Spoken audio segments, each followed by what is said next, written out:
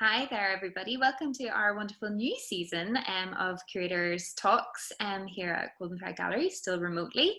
My name is Mary Stevens and I'm the Exhibition Officer at the Gallery, and I'm delighted to be joined today by Sarah McAvra, the Deputy Director of the Golden Thread Gallery, and the wonderful Amanda Croft, who conducts the Art Now walks in Belfast.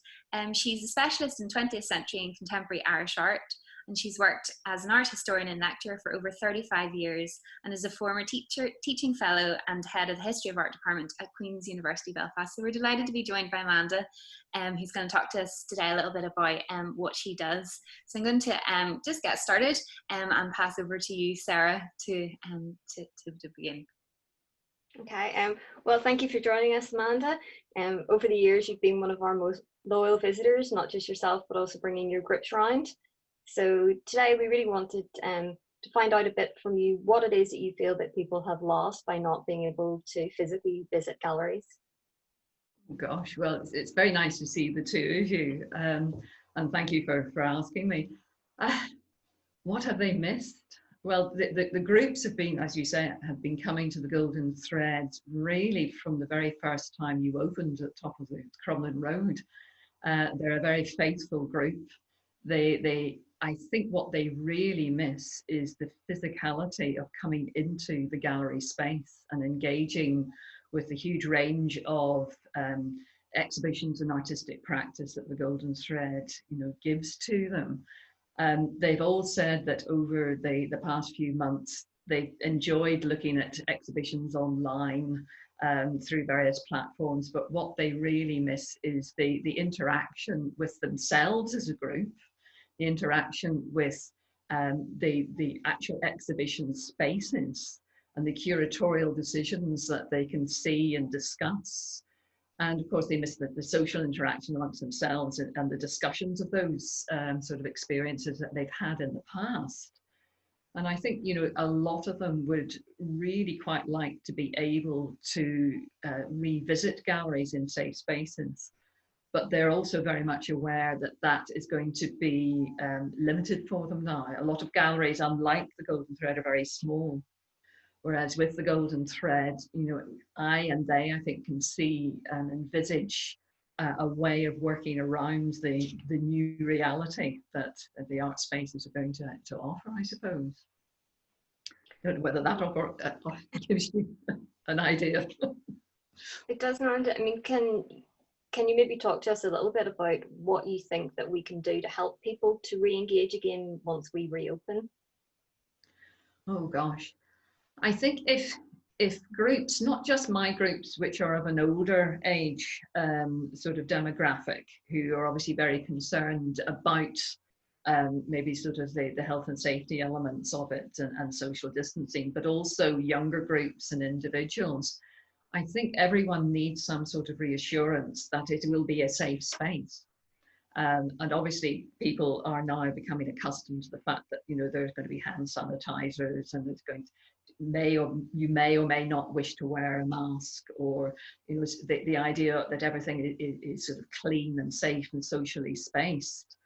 And I think that if they are reassured that they are going into a space where perhaps they know the people themselves, that certainly my groups have been together for maybe 25, 30 years in some cases, that they're such regulars. They know the people. And I think if they knew that they could come into an exhibition space like the Golden Thread with a small number of like-minded people at a set time, that they're not going to bump into people they don't know. So the idea of having maybe a sort of a time-limited, ticketed, exclusive space actually is something that some of them would really quite like. There's also that exclusivity in that, they'd be booking and it'll just be them. There's a cachet of having something like that. But I think if certainly I can tell them and you can tell them in advance that this is what to expect, and that there is a code of practice, a code of behavior. So obviously if anybody is unwell, they don't turn up, or if they want to wear a mask, they can wear a mask, and that if they want to have a seating, that can be provided for them and that is sanitized. and it's socially distanced, and that the facilitator, whether it's me or you or an artist coming in to speak to them, will speak to them at a distance, maybe with a microphone, so that the hard of hearing can hear that, and that everything is timed, so that they can move from one space to another. I think everything like that would be reassuring, but it would also allow them to engage with the scale and the textures and maybe the sound or whatever the exhibition is of. And it would maybe, I suspect that people will get used to that very quickly. You know, in that, you know, it is interesting how easily adaptable we have become to this new sort of normality. And I think, you know, once people know that this is one way that it can be done, you will get a group of people who will be happy to do this. It'll not be all my group, I know that, because some of my group are really very elderly. Even now, you know, before this happened, they were beginning to choose their spaces and choose their exhibitions. But there are always a number who I think really enjoy coming to somewhere like the Golden Thread, because they know the exhibition will be challenging, and this will just be one other challenge that they'll be able to sort of surmount, perhaps. I think that maybe leads really nicely to my final question, which I'm sure every space has things that makes it unique, but I just wonder for you, what is it about the Golden Thread that makes people want to come back and visit? Oh, I think it's the challenge of the exhibitions. I mean, I was thinking about this beforehand, about, you know, sort of, there have been so many that we've come to.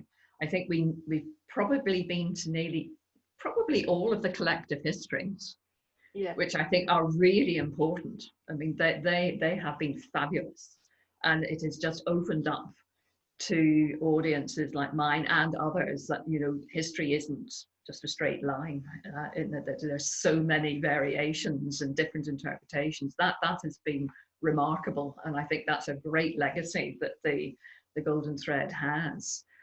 But also, I think it's the sheer range of different practices. Obviously, we haven't been to every single one, but I've tried to get the group to as many challenging things as possible. Performance is perhaps the most difficult one, because we've not always been able to come to an actual performance. But the fact that you have maybe traditional painting exhibitions one time, and then you'll have something photographic, or you have something Taiwanese, or you have something photography, things that I would think of at the moment. Sean Hillen's Melancholy Witness was something that a lot of them were hesitant to come to, but they were all thrilled by. They thought it was a hoot. It really was. And just that one more, just to say, the one that really stands out was Christian Martley's video quartet. They loved that. And I can't think of anywhere else that it would have fitted so well as the Golden Thread. Yeah. Well, listen, I'm sure we could talk for a very long time about all of this, but I want to thank you so much for joining us and for sharing a little bit of insight. Yes, thank you thank you to everybody else for watching, and we'll see you again soon. Thanks, Sarah. Thanks, Amanda. Good luck for the future. Thank you. Bye.